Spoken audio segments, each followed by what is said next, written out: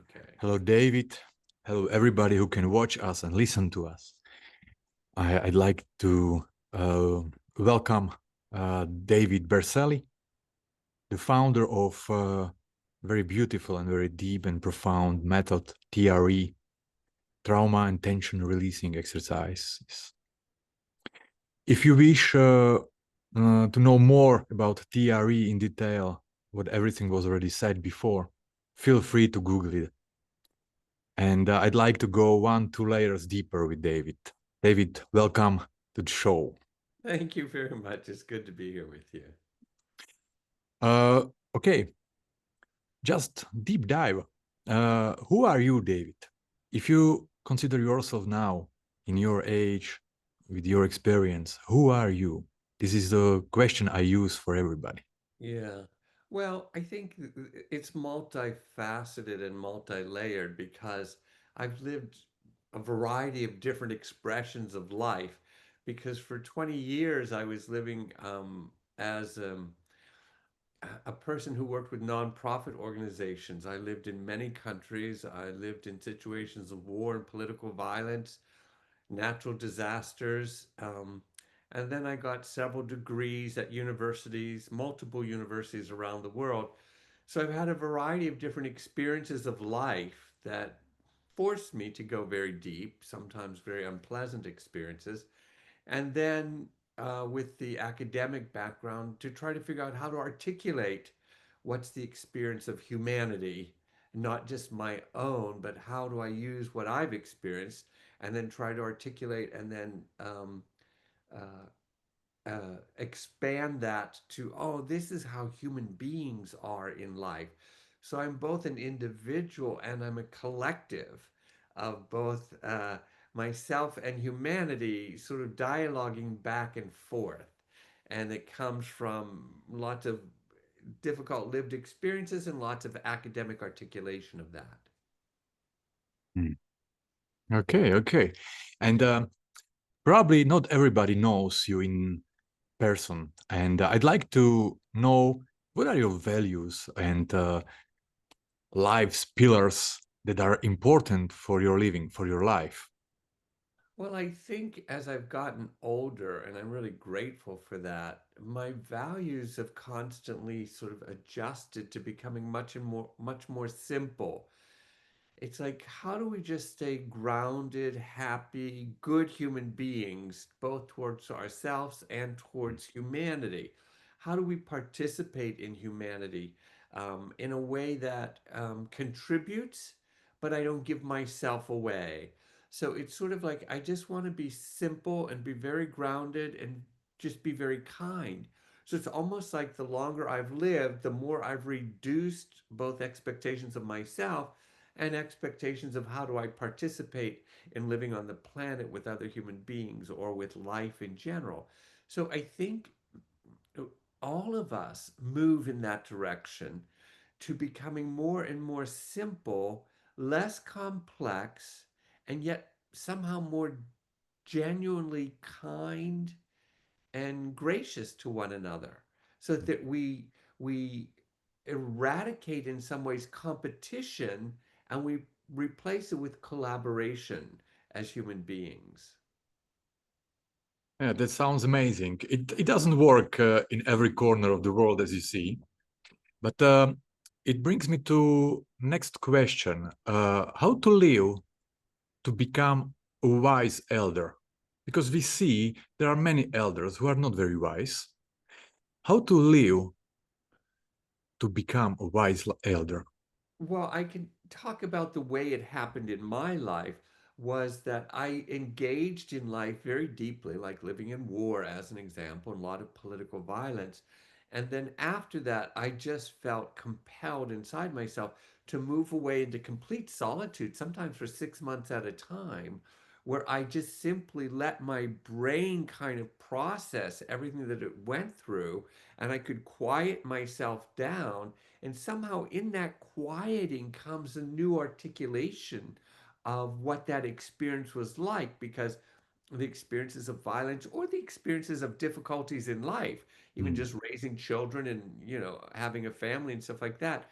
I think by our very nature, we need times where we pull away from that and we take away all external stimulation and then have to just deal with all of the stimulation that's still actively going inside of us when we've withdrawn from society. So for me, it's always been a matter of going in and out of myself. So I go have lots of experiences, then I have to go back into solitude.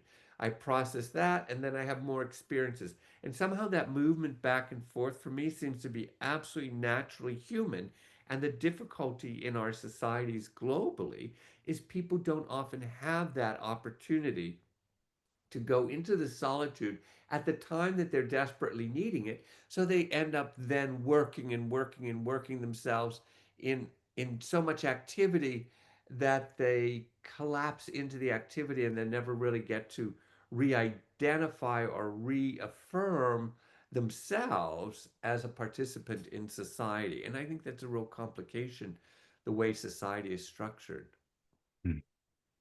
Yeah, I like when you say solitude.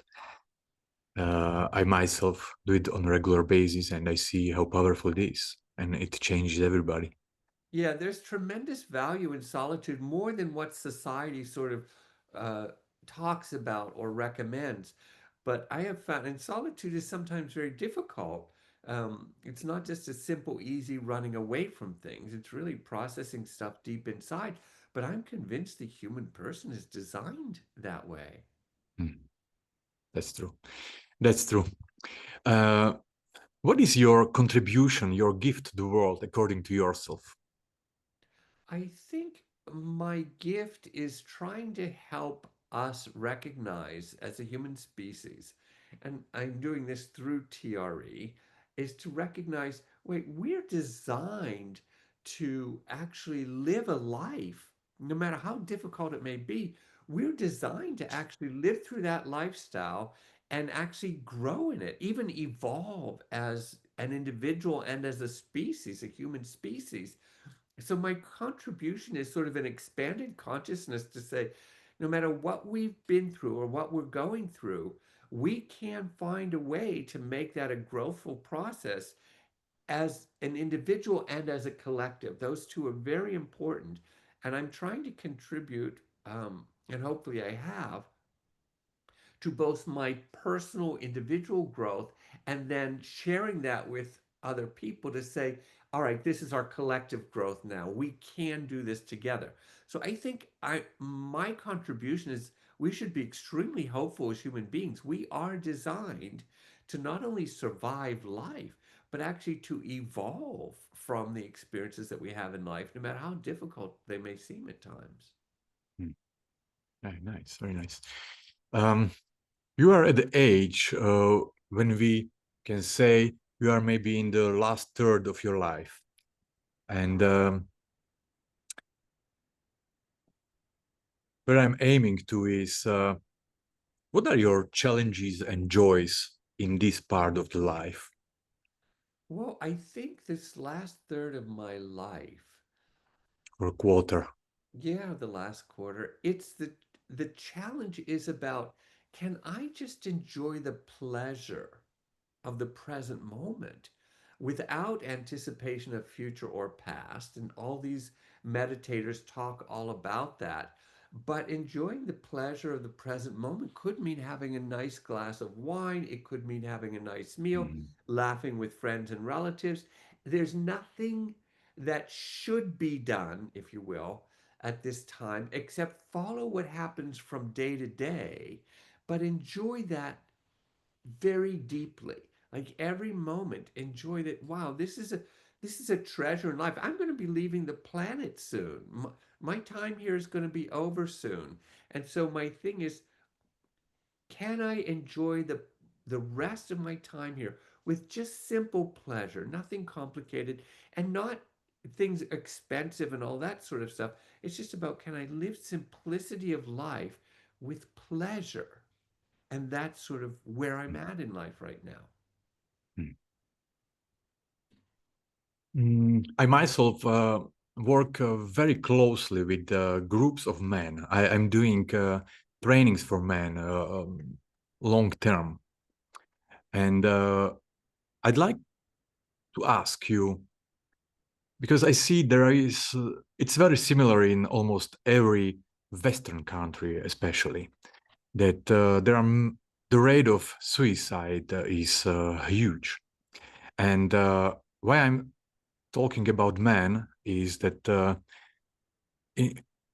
80% about of all the suicides in the world are committed by men.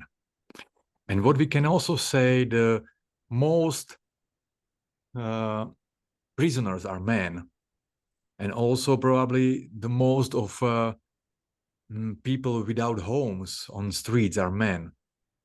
And you are also man, and me myself as well. What is your view? What's the reason that we are in 80% in this rate of suicide more than women? Yeah, I've thought about this a lot because it's a sad statistic, actually. Yeah. True. But there are multiple reasons, I think, of this is that we as men are very much trained to be strong and trained to be leaders and trained to produce. And we're trained to be individuals, not collective. We're actually trained to be competitive as men. And all of those things do is just completely isolate us from some type of connection with other men. And so if we hug each other as an example, there's already a question about, wait, is that safe? Is it okay to be vulnerable? Are these people gay?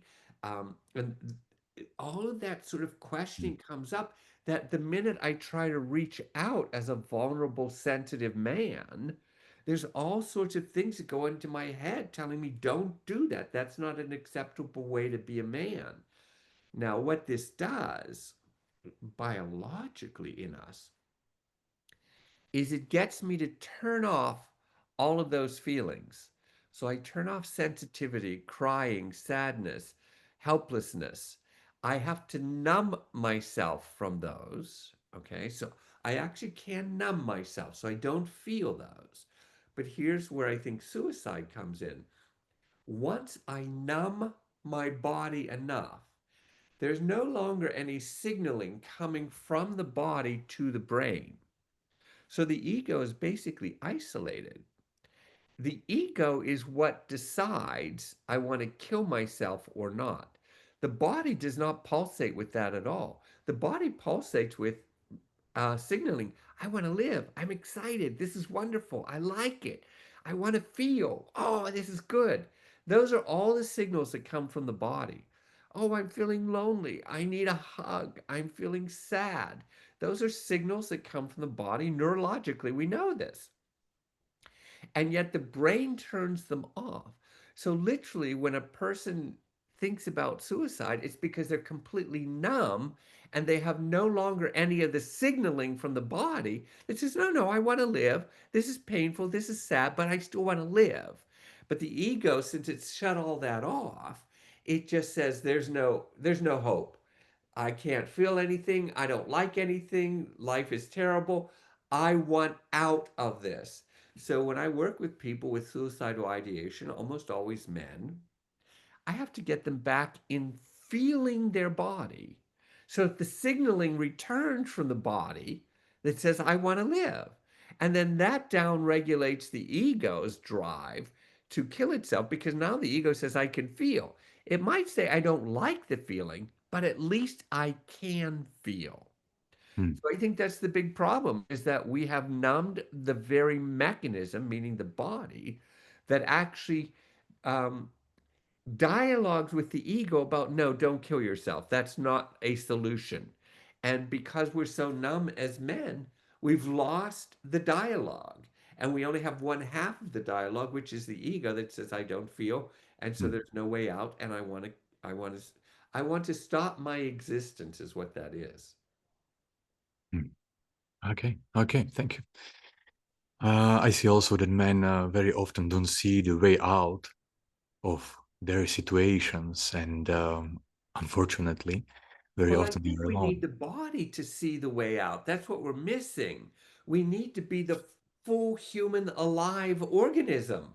And then we'll see the way out. You know, I've been through suicidal ideation too, because I lived in war and I saw atrocities of humanity and that sort of thing. But it was because I kept my body alive that I could continue to have the dialogue. No, I don't want to kill myself. Yes, I do. Look at humanity.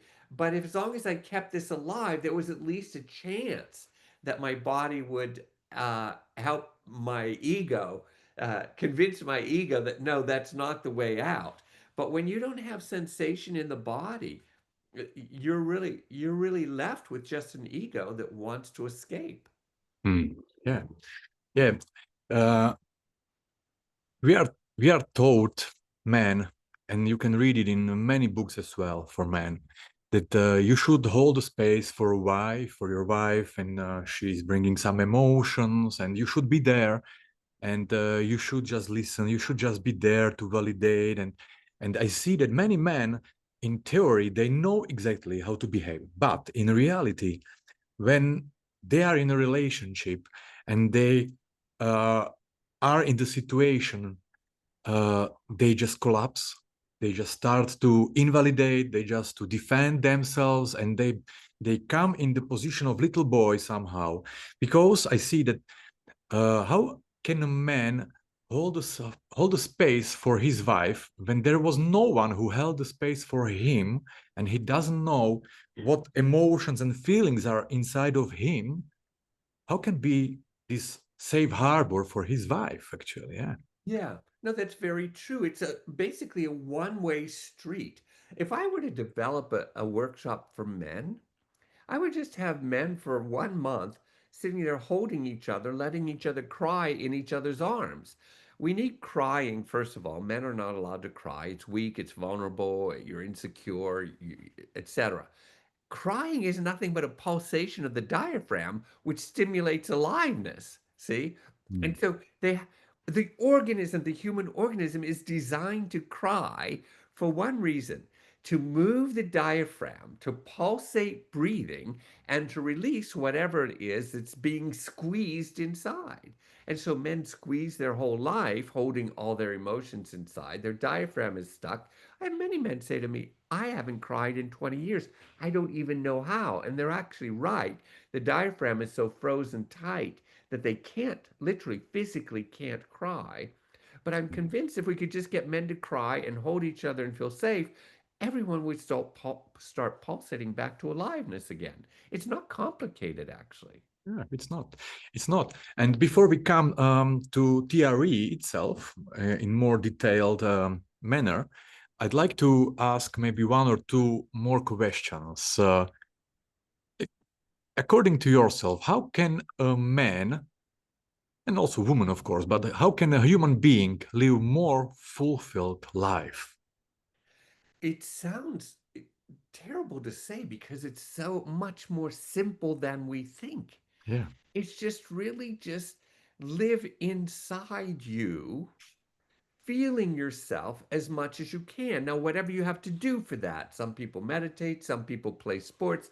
It doesn't matter what you do, but stimulate the very organism in which you are living, stimulate its aliveness because it has everything inside of it that you need to be happy. It's all in here already. We've just divided it all up, separated it, numbed ourselves out. So everything that we actually need to live a healthy, happy, fun, pleasurable life is in us. We need to re-stimulate it. That's all we have to do. And that sounds crazy, but Hmm. there's nothing in the human organism that's designed to kill itself or to reduce its sensation. We are trained to do it through society. But the organism itself just keeps pulsating with aliveness as much as it can. So, how do we live a good life?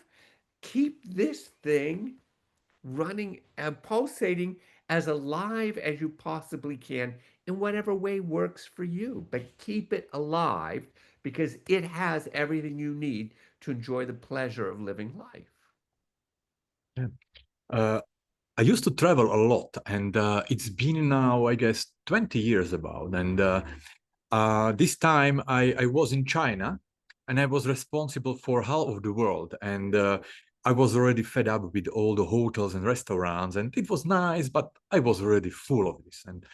And one evening, I decided just to uh, walk around this little pueblo, this village there. And what surprised me the most, I met very old couple there, and very old man. Probably he is not living anymore, but he was tall, he was very strong and very healthy, and with the spark in his eye. And he became my first real teacher, let's say, or mentor. And I used to come to China just because of him then later. And he taught me some wisdoms. And one of them was, he said, you should first dance your dance of survival, and then there will be a milestone when this dance is finished, and you will start to dance your dance of sacred creation. Mm. And for me, it was just, what are you talking about? And I see that you are living this somehow, and me today as well. And I also say, yeah, let's talk deeper in this. And what is, in your eyes, the source of the feeling that the life has really its meaning?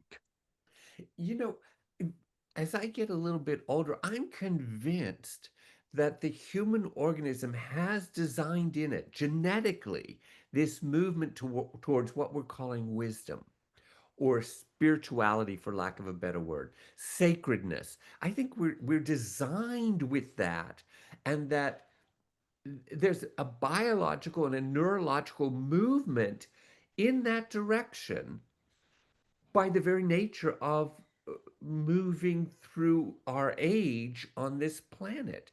At a certain age, I remember, I'm 72 now. I remember at 69, just before I turned 70, there was this deep compulsive movement in me about, I'm about to leave the planet. I can feel it in my body. I could feel I'm starting to leave. Now that's actually quite beautiful, actually, to think that I might be genetically designed to quietly, peacefully leave the planet in the same way that it took me 9 months to get here. It may take me 9 months, 9 years, I don't know. But I can feel that I'm genetically encoded to start feeling wisdom or sacredness or integrity or honesty.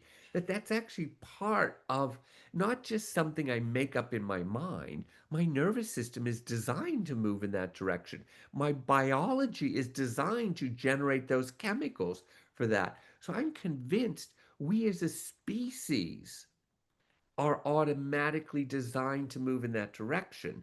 We've simply numbed ourselves from it, but it doesn't mean it's not there. Mm.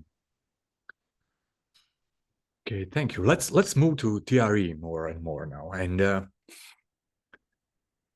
in every program I do, that means in programs with for mothers and sons, in programs for fathers and sons, or just this training for men, and also in the school I'm leading, and everywhere I'm using TRE now for groups. Mm-hmm.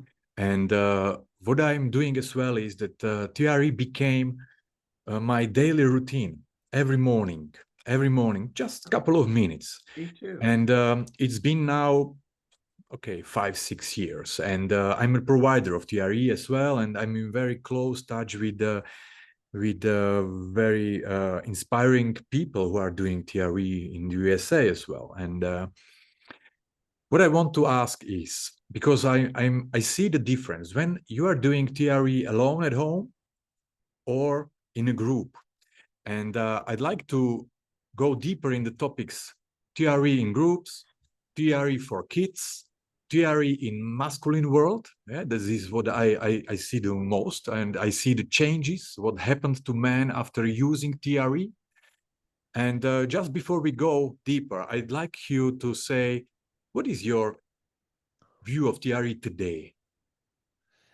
What I think, again, I have to go back to much more simple articulation rather than a complicated one. Yeah. The organism in which we're living is designed, it pulsates constantly. The heart, the lungs, the blood flow, everything, fascia, muscle, all the tissue, everything pulsates in us.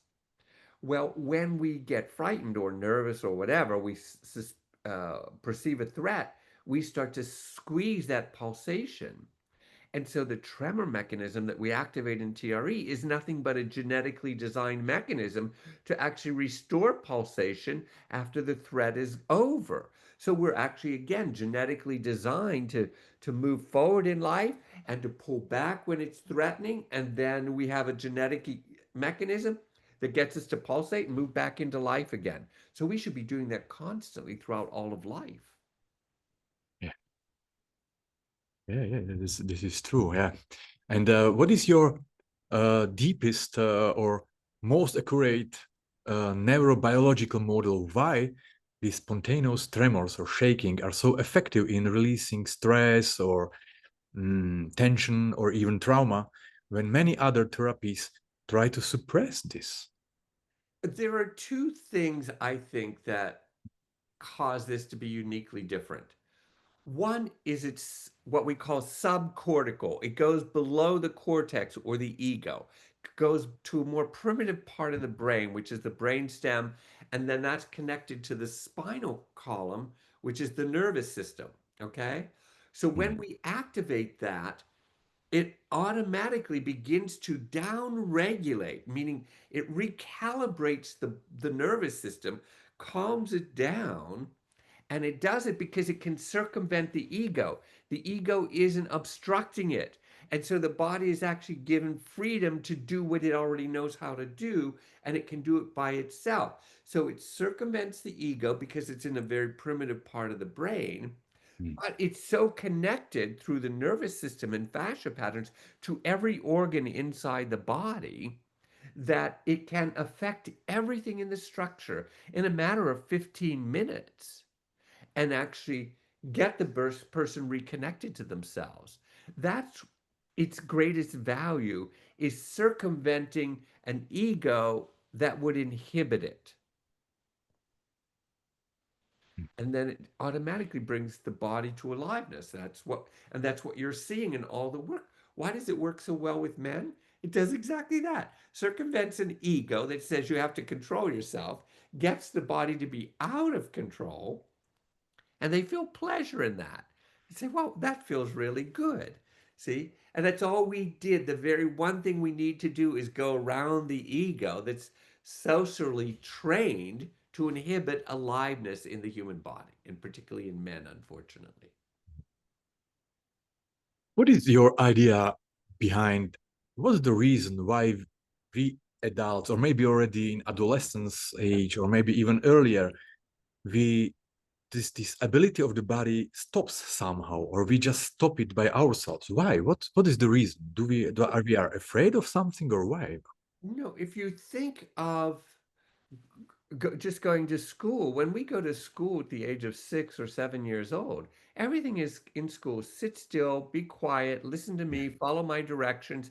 We organize the human body to stop feeling, to stop being spontaneous. We actually have that designed in our society. Then you just go from there to college, you repeat the same pattern. Then when you try to get a job, they tell you, here's what we expect for you to do.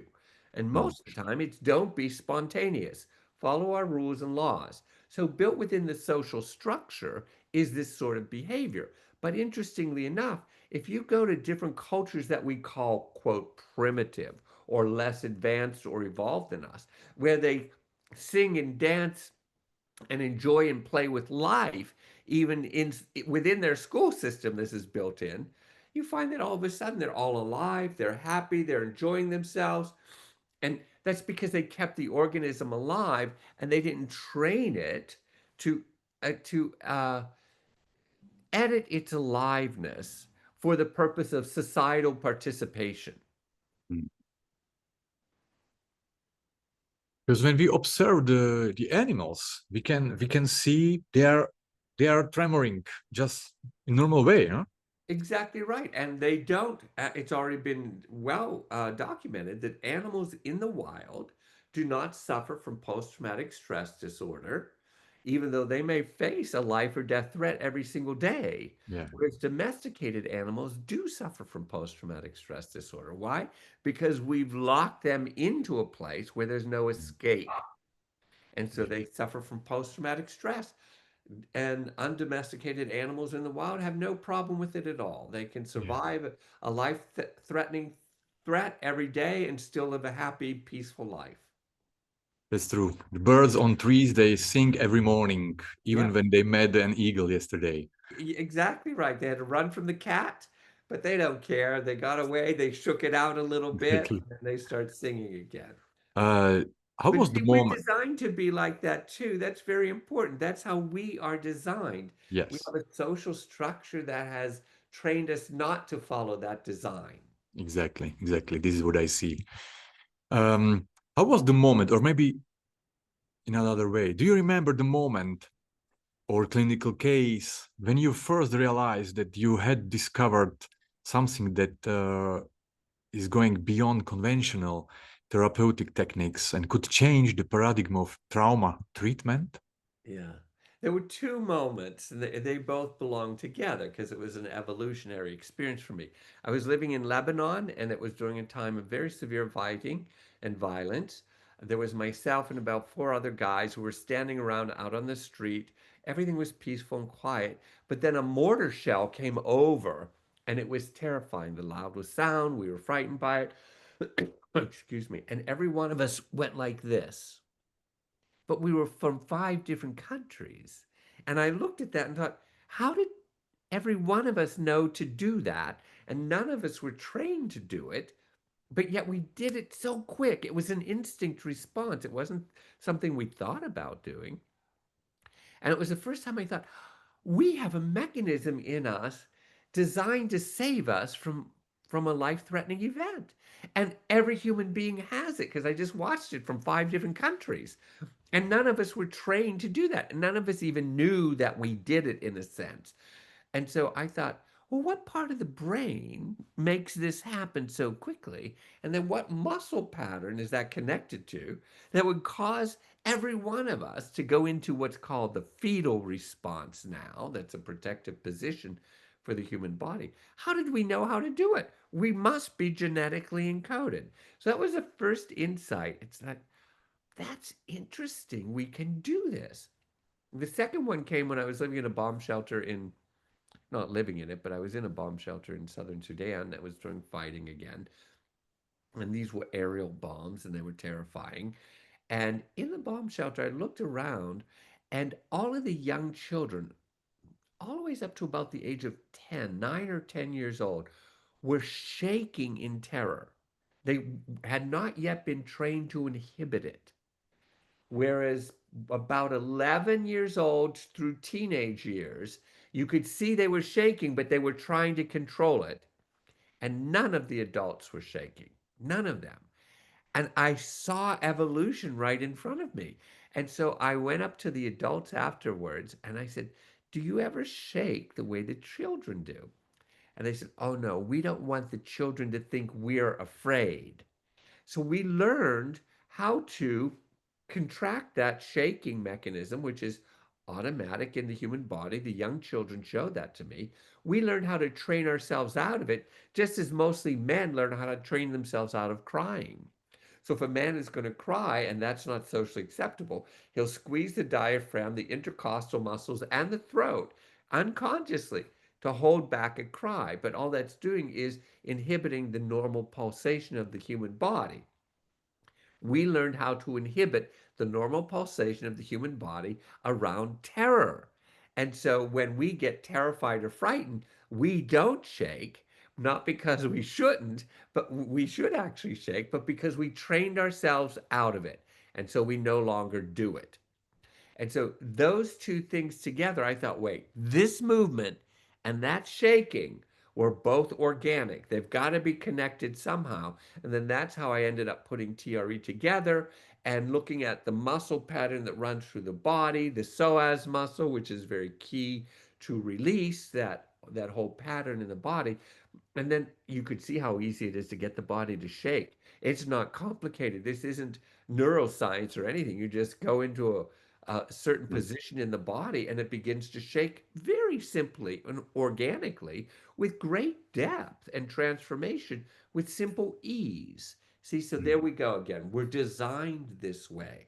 I just had the universe throw in my face the two things I needed to help me question our nature and then figure out how do we re-stimulate that tremor mechanism. mm.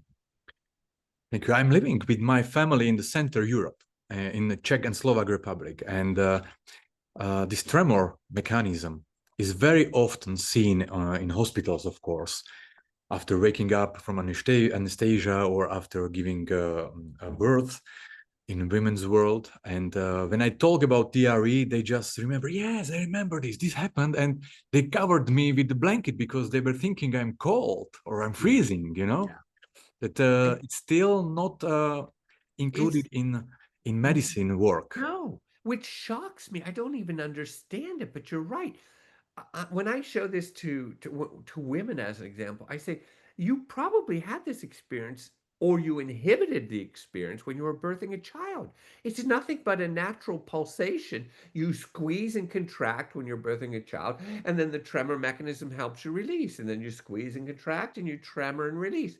That's the organic pulsation. But oddly enough, I still hear women tell me in the hospital, they tell you, do not shake. Yeah, And the same thing, like you said, after surgery. Excuse me, please. After surgery, people will start to tremor, and they're not cold at all. It's the body yeah, reactivating its nervous system because it was anesthetized. And so it's re-stimulating itself. And even in post-traumatic stress conditions, and I work with a lot of military who have this, the medical community will medicate them to stop the tremors. But the tremors are the very way that the body is trying to get rid of the post traumatic stress and restore them back to calmness. So now we inhibit the very mechanism that's bringing them back to life. yeah, exactly. And I'm working with children very often, or families even, or as I said, with mothers and sons, or fathers and kids, and so. And I see a huge difference when children are doing TRE or they are tremoring, or adults. I see when adults are starting with TRE, very often they are controlling everything by mind, by head. They are in head and they are afraid what is going to come. And kids are more way in open. Yeah, I just want to know what is coming. I'm curious. And I see also kids when they are jumping on beds just before going to bed. This is kind of tremoring what they are doing in natural way. Yes. And I'm just allowing our kids just, yeah, jump it off. Yeah, everything what you need. Yeah. And I see that the work with kids is amazing. It's actually very amazing. And um, there were already kids 6 years old, and I remember there was a boy who came with his mother, and she went through very difficult divorce process, and he was tough little man. He was tough and he was very brave. But what I see, and now I'm going a little deeper, and I see that TRE is bringing many benefits, and one of them is that it shakes our defense mechanism, and it allows us to be truthful, and it brings what is inside really. And really he started to cry tears that were 3 years old, actually, when his mother and father had all these arguments about how it's going to be in our divorce time after.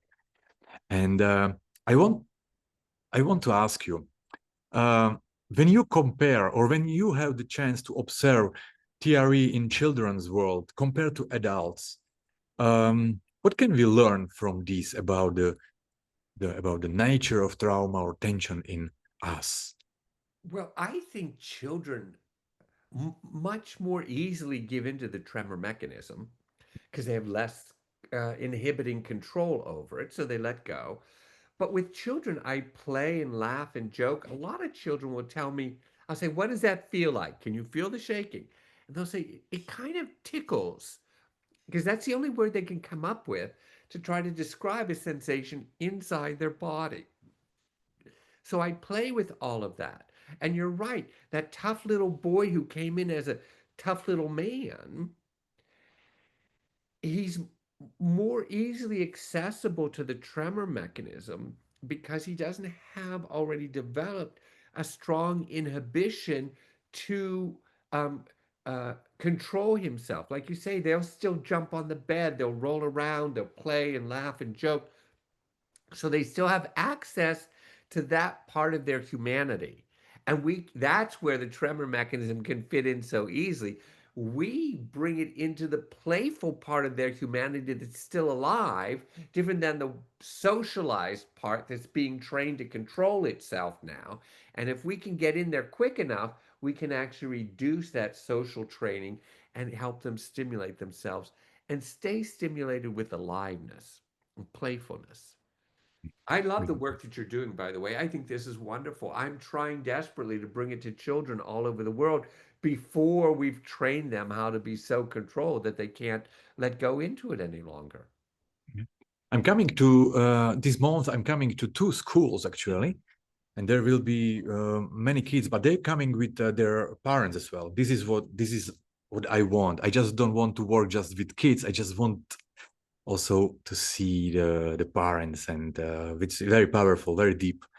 It's not once when I have tears in my own eyes to see how the connection brings them closer, how this theory is bringing them Yes. closer to each other in the Yeah. end. Yeah. The research they're doing in China right now is precisely that. They're bringing in one of the parents or both parents if they are able to come, Yeah. and they're doing the research in the hospital with the child. And all of them do TRE together, and they're um, researching what effect does it have on them individually and what effect does it have on their social relationship with each other. And the results are wonderful. They're only Mm. preliminary, but they're definitely proving that yes, they're healing, quote, healing themselves as individuals, which causes the relationship to be much more solid. And that's common sense in one sense, in one way. Mm. Yeah. Yeah, it's good. Very good. Thank you for that. It brings me to another level now. And since I'm working with, in altogether now, I guess about 500 men and women in my career now, and in my long-term trainings. And what I notice is that doesn't matter if there is a man or a woman, doesn't matter what kind of suffering they experienced in their life before, but the results are very similar. We all carry some burdens in our backpacks and some wounds, of course. And many people are saying, and we already know, just realizing what was the source of this wound is not enough for healing. And we already know that just talking about this is not enough, just to release from the body. And what this brings me to how to understand the connection between this untreated wound or trauma stored in the body or in bones or in fascias and TRE. And can TRE help reconnect a person to their essence? And if so, how? Yeah. Well, again, we have to reframe who we are as a living species. We're just a pulsating organism, kind of like a complicated amoeba more than anything. And so the ego is living inside an organism that pulsates on the planet. See? And the ego is nothing but a neural pathway. That's all it is. But it's connected to a nervous system, which is connected to fascia, internal organs, and all that other stuff. There's no such thing as just a psychological trauma or a physical trauma. That does not exist. Trauma affects the entire living, pulsating organism of a person. You may say it's a psychological one or it's an emotional trauma, but it's also someplace in the structure. Even if I just break my wrist as an example, and I say, oh, that's a physical trauma. No, it's not. There's a part of the brain that's associated with that as well. So we have to understand that we're one living organism. There's no such thing as a separation between brain and body. That does not exist. Medical science did that as a way of studying the brain and studying the body. We dissected all the different parts. So you've got a foot doctor, a knee doctor, etc. But the human organism doesn't know that. It still moves around as one living, pulsating organism. So what the tremor mechanism does, which is so valuable, is it goes directly to the nervous system to actually spread itself throughout the structure, the physical structure of the body, finding all of the impediments from that trauma, the liver, the kidney, the lungs, the diaphragm, whatever, the shoulders, the neck, and it goes into the neural pathways. It reconnects everything to bring the whole organism back into one pulsating again alive mechanism or organism. So if we saw ourselves as one organism, we wouldn't have this thing about, well, does the tremor mechanism help my shoulders? Does it help my emotions? Does it? It helps everything because it's the re-stimulating mechanism in the human organism. It's real regulation, what I see. It's a real regulation. And as you said, it regulates the whole body. And what is not communicated very loudly in the world about TRE, and this is my experience, and I just want to bring it up here, is that even in my personal life, after starting using TRE in my personal life every morning as a daily routine, what changes as well was my sexual life. And I see I'm bringing TRE in men's world as well for that reason, that we are very tightened or in tension. And many men are coming with the problem of premature ejaculation and so on and so on. And all men know this in the world. And what I notice is that really it changes even this part of human being life. Well, And actually, it goes right directly to that part. When you talk about the psoas muscle, which is what the tremor mechanism goes directly into. Now, that's the fight or flight muscle. So we're accessing it for the purpose of reducing stress, anxiety, and tension. But those muscles also are the muscles that you use for sexual activity. It pulls the pelvis backwards and then pushes the pelvis forward. That's the psoas muscle doing that movement. So yeah, we're actually softening that movement. So both with people with premature ejaculation or erectile dysfunction as well, yes, actually resolves both of those because it's only doing one simple thing. It's re-stimulating or removing, moving again the psoas muscle where both premature ejaculation and erectile dysfunction occur because of that. So it's actually stimulating the pelvis very directly. And you're right, many people talk about it. I've had women even say to me that when they do TRE, they actually have orgasm. yeah, Not too many men do, but women do because they're simply more sensitive in their pelvis than men generally tend to be. But yes, it goes directly to that place. And when you think about it in a bigger scope, that's part of our evolutionary process is to reproduce. Well, why wouldn't the body have a mechanism that helps us in case we have erectile dysfunction or exactly. premature ejaculation? The body wants to assist us into re-regulating that back into a normal, healthy state so we can evolve as a species. Yeah. And I can confirm you what you said, that it is not only in women's world, it happens also in men's world, that men can become multi-orgasmic, and orgasm can take at least 30 seconds or even 3 minutes.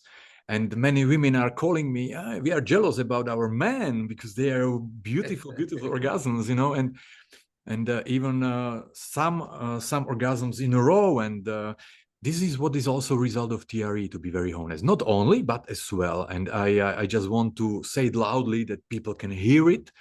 And especially this is a kind of promotion for men, because when men hear it, they just, oh, okay, this is interesting, and let's take a look. Huh? Okay. Yeah, it's kind of funny. You're right about that. That's one way to attract men to come to this. Interested, oh, orgasm and erectile Exactly. functioning and all that stuff. But again, I want to say all we're doing is restoring them to their natural state. Yes. And their natural state is not having a problem with erection or orgasm. That they're designed to be orgasmic and have an erection in the right way. We're just taking away those things that are inhibiting their natural design. And that's what the tremor mechanism does in TRE quite simply and easily. It's not Yeah. complicated. Yeah, it's very easy. And I just want to add one detail that I was talking about this multi-orgasmic man that is also a result of using TRE, that there is no ejaculation. This is very important part. That you can really have several orgasms in a row and no ejaculation, which is for men almost, no, it's not possible, but Yeah. it's very, very possible and it's real. You know, that's Yeah, very real. very good because it can produce the orgasm without the ejaculation. It can produce that for the sake of producing stimulation and pleasure inside the body of the man, and so that we can actually have that pleasurable sensation without a discharge. I think that's perfect. We're designed that way. Mhm.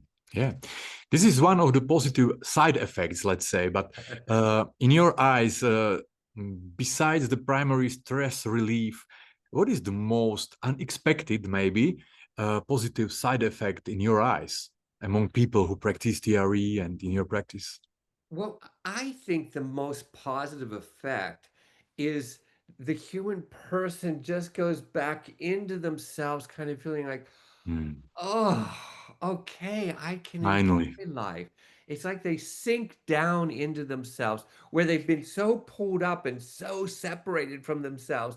And then slowly they just come back in, and all of a sudden life becomes easier and more pleasurable from within themselves. And it's worth living now. I think we call that grounded, but it's even more deep. It's deeper than grounded. It's what you started talking about at the beginning. It's about connection to their soul or their energy field or whatever you want to call it. There's deep sense of self, not just the body. It's a deep sense of feeling themselves inside. That is the true benefit of the tremor mechanism in TRE. Very good, very good. Thank you that you are saying this, not me. Very good. And many people are coming with headaches, or they are in heads and they have some pain in the head. And what I notice is that after using of TRE, this pain can really be released from head and disappears or will transform to another energy. Yeah. And that brings me to question, because there is a verbal psychotherapy, that classic one. And how would you describe the ideal dialogue uh, or partnership between TRE, bodywork, and traditional verbal psychotherapy? Where does the body and mind can work together? What I find, because I do psychotherapy and I did it for years before I knew TRE, what I did was I would start talking to them about what the issue was. That was traditional psychotherapy. But the body wasn't prepared to have that dialogue, if you will. What I Mm. do with TRE is they tremor, and I do this a lot with soldiers because soldiers have a lot of stuff going on in their head from what they did during war or whatever they were in. And I just let their bodies start to pulsate towards aliveness. And I tell them, you can tell me something if you want, or don't tell it to me, doesn't matter. Inevitably, when the body has started to release the story associated with the tension pattern, the story is easier to tell. It's not overwhelming. The story almost comes out just as easily as the body is releasing tightness in the structure. And they say, you know what happened to me? I was blown up against the truck and it was terrible because my friend was killed and I wanted to cry and I couldn't. Then all of a sudden everything sort of comes together, but without effort. I'm not pushing into their psyche and trying to squeeze out a story. The organism was prepared to let the story go, and then it comes into the psyche, and the psyche can release it easily as well because all of it's connected. And in 15 minutes, they can tell a whole story of something horrible and tragic that happened in their life and bring resolution to it because the whole organism told the story collectively. It wasn't separated from the story and the sensory receptors of that story. They all rejoined themselves. I'm convinced we're designed to do that. Mm. What I also noticed is when after doing TRE, many people can uh, they start doing TRE without any aim. Okay, let's see what it comes. Okay, and then they say, oh, kind of memory appeared, and I don't know it was real or not. And when they talk to their parents, they get the information. Yes, it really happened when you were 2 or 3. Right. They really get their all the information that there's something, some ways in our body that are cleaned, and the memory can appear. Yeah. And Well, that's a perfect example. Again, you're talking about the nervous system. That nervous system carries the story, and that story goes through the whole structure. So you might not have a memory of it. I have people who were knocked unconscious, but yet you can actually watch the story of what happened to them when they were unconscious, actually resolving itself within exactly, their own body itself. So again, we've got to be more simple rather than more complex when we're talking about this, because I think the tremor mechanism in TRE is a quite simple mechanism. We know that because it's so easily accessible, but it's so directly inclusive of letting go of stories that we don't even have a memory of any longer, but it's still inside the structure of the body. exactly. And it brings me to another question, to the next question, that I really saw as well kind of deeper states of consciousness or altered states, or non-ordinary states of consciousness when some people were experiencing TRE or intense shaking. And this is what is happening as well. And it's very connected to spiritual world. And many people are sharing their stories that are from all others maybe not easy to understand, and they were traveling, and so this is happening, and you don't need any ayahuasca or something like that. And my question is, you as a facilitator or holder the space, how can you approach, because many facilitators and providers of TRE will be seeing this interview with this talk, and they probably can experience in their life as well something similar. And how can TRE provider hold the space for such occasions or Right. such states? Yeah, well, those altered states, again, I think are quite natural to the human person. I think we're designed to have altered states of consciousness. That's not clinical dissociation, it's exploration of some sort. The world of physics already has told us that consciousness is outside of us, and our brain simply accesses consciousness. We're not producing it, we're living in a field of consciousness. Our brain accesses it.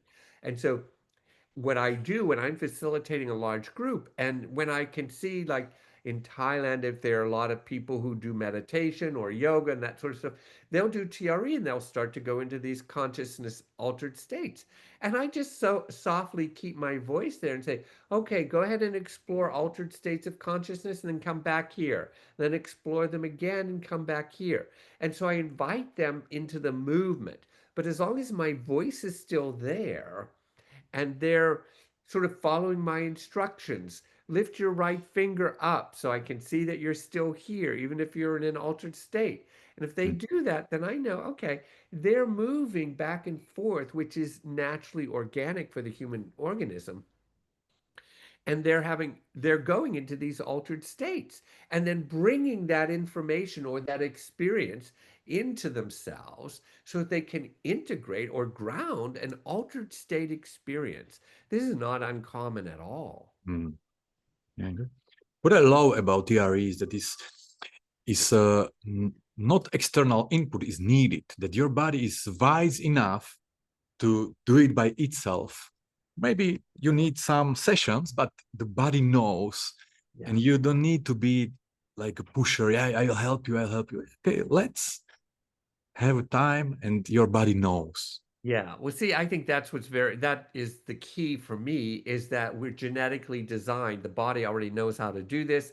When we help them stimulate the mechanism of shaking, the body already knows what it is. Oh, I know what that is. I know how to use that. I know what to do with it. I know how to bring it through the structure. I know how to release everything inside of me and go into altered states. I know how to do all of that. I needed you to activate the tremor mechanism that I need to use to actually generate those experiences. And so it's so simple because we're genetically encoded to do Mm. all of this. Oh, nice, very nice. And I have another question here about significant personal changes that TRE has brought you as a method you practice, because I see many in myself that what changes everything. And actually, every morning I'm doing TRE very briefly, maybe 5-10 minutes, and my little son comes and he's lying on my chest and he's trembling with me, tremoring with me or on me. And I'm doing also vision fast. I'm leading vision fast, and I see also when I'm in a forest that this natural tremor just appears, without notice, just comes, and I just enjoy. Or when I'm on the massage somewhere, and it can open this space, and my body, I feel how this tremoring coming into my toes and knees and thighs, and slowly comes into the body, and I just let it shake, and this is beautiful. And what I also notice is not only on the sexual life I already mentioned, but I started to be honest, and I started to be more honest to myself, especially, and truthful. And I see that I respect myself more. This is so powerful, and I am more in integrity. What I say, I do, and there are many, many benefits I see. But the question is also for you: what are your personal changes after using theory in your own life? I think, to put it in a simple way, I fell more in love with me, Ah, which allowed me to love humanity in a more authentic, genuine way. Because we're trained to take care of other people in society rather than to fall in love with ourselves. mm, When we fall in love with ourselves, we by our very nature love everybody. We treat them gently and kindly. We have enough boundaries to keep people who unfortunately may use you or manipulate you or whatever because they haven't done enough of their own inner work. And so I just became more quiet and more simple. And like you talked about, just more honest, more integrity. Yes, no, I agree, I don't agree, but without any sort of fight or argument. It's just like, no, this is the truth. This is what I've come to so far as the truth for me. mm, And I have to stay with that. mm. And now maybe more personal question. What was maybe the biggest mistake or drawback of implementing TRE, or the moment when you had to re-evaluate a fundamental aspect of this method? And what lesson did you learn from it, if there was any? Well, I think the biggest mistake I made was even calling it a method or a technique, because what happened was the clinical psychological field grabbed onto it and they try to turn it into clinical therapy again. Or body therapists try to grab onto it and turn it into a special body technique. It lost its just natural, original movement of the human organism. And because I had no other narrative or paradigm within which to articulate it, that was the biggest mistake, was to say, all right, well, TRE is a method to help you release stress or trauma. How do we articulate it that no, this is nothing but an organic mechanism in you that should be on TV every day? Everyone should learn how to have access to it for free, do it by themselves, and pulsate yourself towards aliveness. See, and so that's been a real frustration for me, is how do we get back its nature of just belonging to everybody and freely given to them? Not to say that we might have to, we do have to help some people regulate that until they come into their body strong enough and they know how to self-regulate, etc. But I think my saddest thing is that we missed a way to articulate, or I missed the way to articulate. No, this is just your nature, everybody. I'm just showing you your nature. That's all I'm Yeah. doing. Then use that in the best way you can for yourself. Hmm. I think Yeah. that's the biggest mistake. Nice. I remember one woman from my last session, which was 2 or 3 weeks ago in capital of Slovakia, and she came and she tremored and she trembled, and after she said, "Oh, it was for the first time I experienced that I love myself." Wow. It was Yeah. so beautiful. Yes. Yeah, yeah, and yeah. she was crying, and this is what I experience very often, and probably you know it as well, that people may cry, they can scream, they can yawn, and they can really make some noises that are coming just by itself, Yeah. and it's not only tremoring, that's only sounds are coming, and tears, and very important. And this brings me to question, how do you see TRE fitting into global healthcare in, I don't know, 10, 15 years? Or do you believe it can become as common as a practice of meditation or yoga, or I don't know, something else? Well, when I look at how medicine is progressing now, it's progressing with stimulation of vibration, light, and sound. That's the medicine of the future. No more Mhm. chemicals. So TRE fits in perfectly with that because it is about vibration, and the vibration generates sound. Okay, although we may not hear it, but it's about the movement of going back into, uh, for lack of a better word, an organism that's pulsating on planet Earth in connection with planet Earth that is capable of expanded consciousness and bringing consciousness back into matter. That we're designed to do this, and I think the medicine of the future is going to be it, or it is already moving in that direction. And the tremor mechanism, in my mind, is absolutely going to become standard. It will be a standardized experience that we will train children. We won't even have to train children. They will be pulsating and tremoring from their very beginnings of their life, and it will be seen as the nature of the human body. Oh, it does that naturally. And like you said, even when you go out and you walk in nature and you sit down, your body may start to tremor. And that's because it's the nature of it to do that. Turns on the tremor, turns off the tremor, turns it on, turns it off. I do that all day long, actually. I just be sitting there talking to somebody, and all of a sudden my leg starts to tremor. And I know, oh, okay, that's the body telling me it wants to move something. And so I let it do that. But I think the future is it will be absolutely standard because it will be recognized as it truly is a natural element in the human organism, of human Mm, beings. That's all. nice.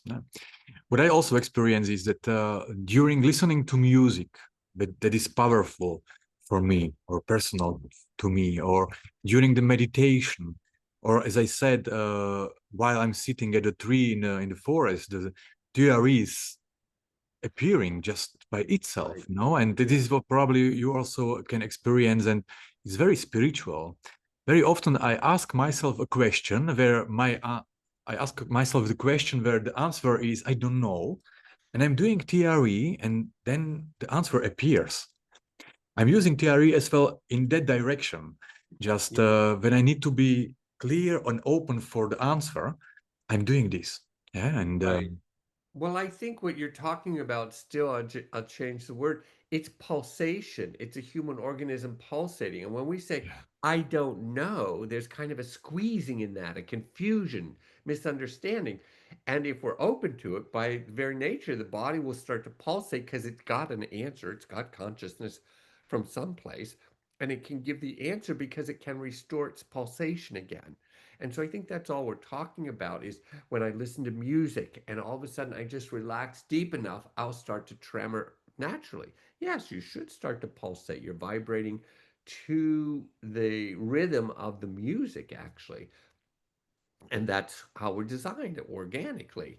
And so all those things, even when I talk to some shamans in Peru who do ayahuasca ceremonies, they actually teach TRE to the people who are coming before they give them ayahuasca because they learned about TRE, how easy it was to stimulate the tremor mechanism. And they said, Mhm. well, people tremor when they do ayahuasca. That's very common, and they get frightened of it. But if I teach them how to do this beforehand, in the ayahuasca experience, they say, oh, great, my body's tremoring. It is moving. It's doing something. And then when I was in China, I did this. I did it with a group of Chinese medical doctors, and they sat up and at the end they said, how interesting, you found a Western way to move qi. Yeah.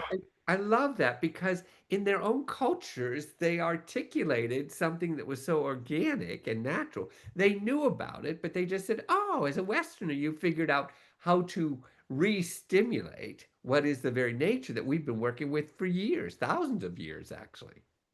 Mm. And we are coming slowly to the end. And I just value your time, and I value my time, and I value the time of our viewers as well. And I just want to know more about, because I honestly, I use TRE, but not only. I'm using also music. Music I consider as a very important part today of my practice. Mhm. And I see that many people are coming, or in my closed groups, and the music is played as well. And what I see is that it helps them to be seen or to be heard.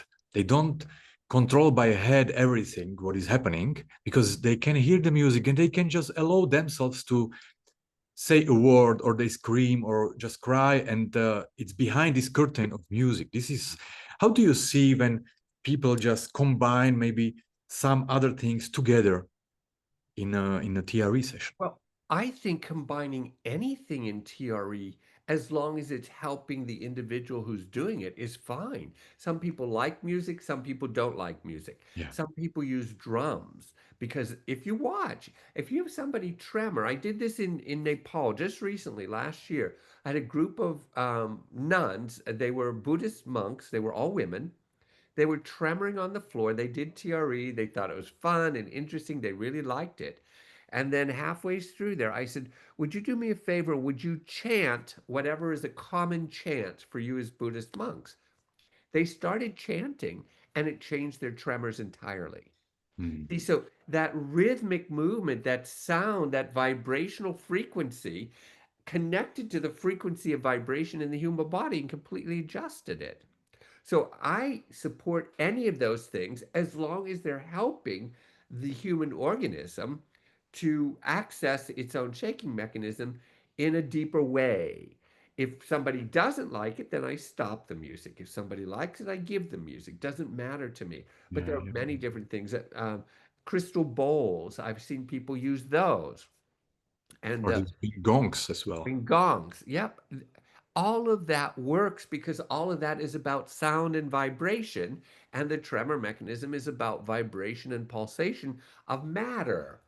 So you're Yeah, stimulating matter through a sound frequency. That's all. Just exactly, it works exactly. perfectly. And after I'm using this, I see also when we play just the music on drums, and some people start to tremor by itself. Just the Oh, music brings this energy and this vibration. And even when you said singing, when you hold your thread, your neck, you can feel it now. When we are talking, you can feel the vibration. This is just right. in our inner part, no? That's Yeah, the thing. yeah. Okay, and one of the last questions: groups and individuals. Because I work with groups, I like working with groups because I see this co-regulation there, and I see that people are seen, and this is what we are invited by the life to be seen somehow, and they can be seen in very vulnerable state as well.